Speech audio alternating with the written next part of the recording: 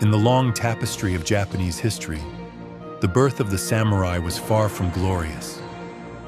Around the 8th century, the emperor decreed a new law. Those who clear and cultivate new land may own it forever. People believed these words and ventured into the wilderness with desperate hope.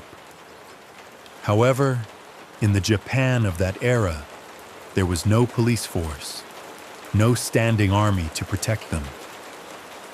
Rice fields, carved out with blood and sweat, were frequently seized by neighboring factions or greedy officials through sheer brute force.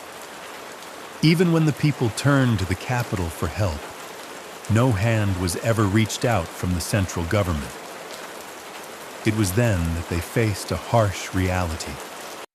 If you want to protect your land, you must rely on your own strength.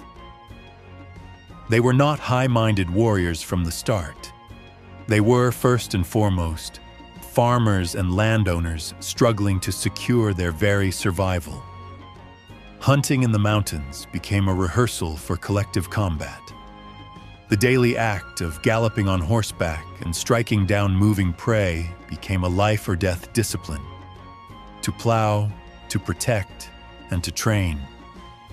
The repetition of this grueling daily life transformed their bodies and spirits into weapons of singular, unclouded precision.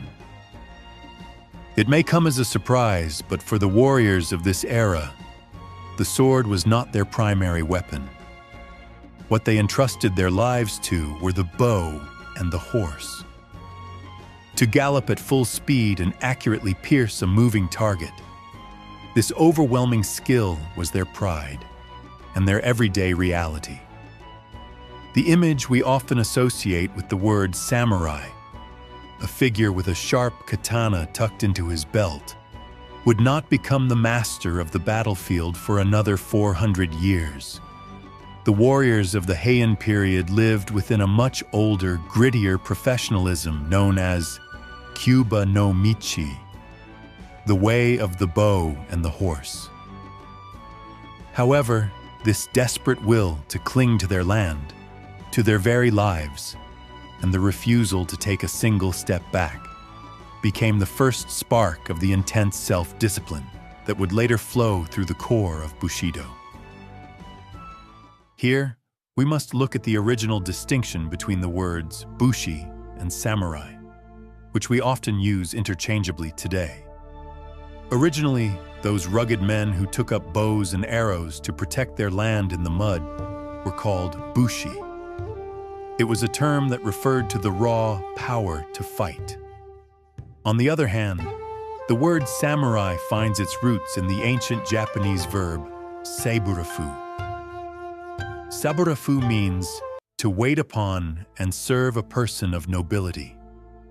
To have their land ownership officially recognized, the local Bushi chose to become bodyguards for the aristocrats in the capital, taking on various chores and duties. By obtaining the status of those who serve, the samurai, they evolved from a mere group of armed men into an elite class integrated into the governing system. Yet, the power brokers in the capital saw them as nothing more than convenient tools to keep their own hands clean, those who bled in the mud to protect their land, and those who read elegant poetry in the capital while draining the wealth of the provinces.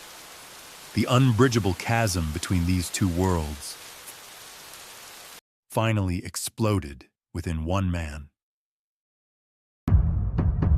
This was the first large-scale uprising by warriors, the rebellion of Taira no Masakado. At its center was Taira no Masakado, who openly defied the authority of the capital and declared himself the new emperor. It was the first and the most significant act of treason against a Japanese order that had lasted for a millennium. Was he insane? Or was he simply the first to awaken to the power of the individual? The question Masakado thrust upon the stage of history was brutally cruel. Does the power that rules this land flow from an ancient and noble lineage? Or does it strike from the tension of this drawn bow? The aristocrats in Kyoto were deeply shaken by this unprecedented crisis. However, they possessed neither the skill to wield weapons nor the courage to step onto a battlefield. All they could do was offer prayers and hire other warriors to suppress the rebellion. This was like tasting a forbidden fruit for the authority of the capital. By using the power of warriors to crush a warrior's rebellion, the aristocracy exposed their own fatal weakness. Our peace cannot be maintained for a single day without the power of the warriors. The rebel and the hero who struck him down were, in essence, the same. They were Bushi.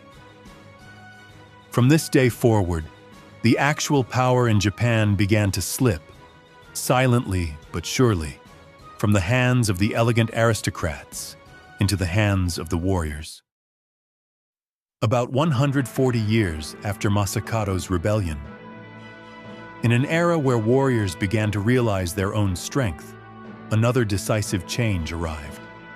It was the moment a collection of violence evolved into an organization of bonds, thicker than blood itself. At the end of the 11th century, a fierce conflict known as the Go-Sanin War broke out in the northern lands. Standing at the forefront as the leader of the warriors was Minamoto no Yoshi. After years of grueling combat, Yoshi successfully suppressed the rebellion. However, the imperial court in the capital responded with cold indifference. This war was not by our command. It was merely a private quarrel between warriors. Therefore, no rewards shall be given. With those words, they abandoned the warriors who had fought for them. Originally, the unity of warriors was maintained by the practical gain of land for service. No reward meant the collapse of the army. Yet the action Yoshi took defied all common sense of the time. He declared that if the state would not reward them, he would. He gave away his entire personal fortune to each and every one of his followers. Even if the country abandons you, I, Yoshi, will never abandon you. That silent resolve shook the hearts of the men who had shared the battlefield. Deeply moved, the warriors spontaneously swore absolute loyalty to Yoshie. This was the moment when a business-like relationship based on land profit was sublimated into an intense spiritual bond. I would lay down my life for this man. A loyalty that transcended the framework of the state.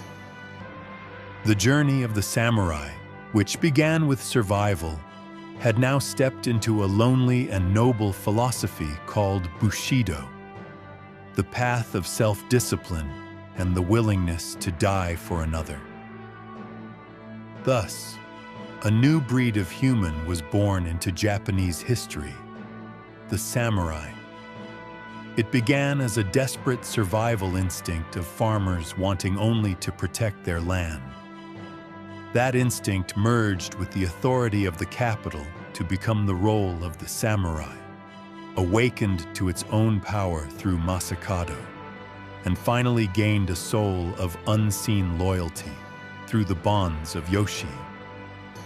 Starting as mere tools of violence, they transformed within a few hundred years into a group possessing a self-discipline so intense it is rare in world history. Warriors who would not hesitate to give their lives for their pride. The flame of resolve lit within them at this time would be passed down without flickering through the Kamakura, Muromachi, Sengoku, and Edo periods. The origin of the passion that led the samurai of the late 19th century to take their own lives for their beliefs. All of it lies here, in the soil and blood of the Heian period.